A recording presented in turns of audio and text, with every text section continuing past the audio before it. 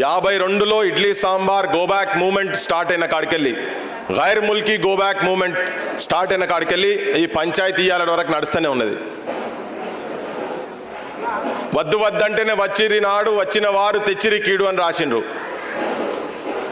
వద్దని తిరగబడ్డప్పుడు 54, 55లో ఫజల్ అలీ కమిషన్ వచ్చినప్పుడు వ్యతిరేకించి మొట్టమొదటి నినదించిన గొంతులు ఇవాళ ఈ వేదిక మీద ఉన్నటువంటి చాలామందికి కూడా అంత డీప్గా తెలిసి ఉంటుందని నేనైతే అనుకుంటలేను. తెలిసి ఉన్నది కావచ్చు కానీ అంత డీప్గా నాకు మా ఎన్ శంకర్ అన్న ఈ సినిమాలు వాళ్ళ స్టోరీల మీద బాగా పరిశోధన చేస్తూ ఉంటారు కదా, తన కూడా విన్న తర్వాత కూడా నాకు మాట్లాడినప్పుడు నాన్న గురించి పెద్ద తెలియదు అనిపించింది, ముచ్చరత్న గారి గురించి తెలియదు అనిపించింది.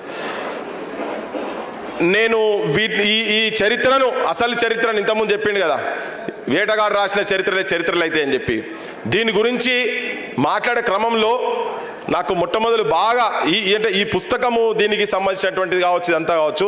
నాగరాజ్తో పాటు నేను కృష్ణ మేము ఊకే మాట్లాడుకున్న టైంలో పుస్తకం తీసుకొచ్చినప్పుడు నాకు కూడా ఇంత లోతుగా తెలియదు.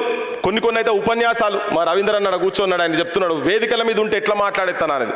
తిరుమలరావు సార్ కావచ్చు, మా గూడూరు మనోజక్క కావచ్చు, వాళ్ళ నాన్న ఈ వేదిక మీద సామాన్యుల మన మనుషులు కూర్చోలే, వీళ్ళంతా చాలా పెద్దోళ్ళు. చాలామంది అన్నారు నన్ను ఇంకా మంత్రులను, కేంద్ర మంత్రులను, ముఖ్యమంత్రి స్థాయిలను పిలువుని అని చెప్పని చాలామంది అన్నారు.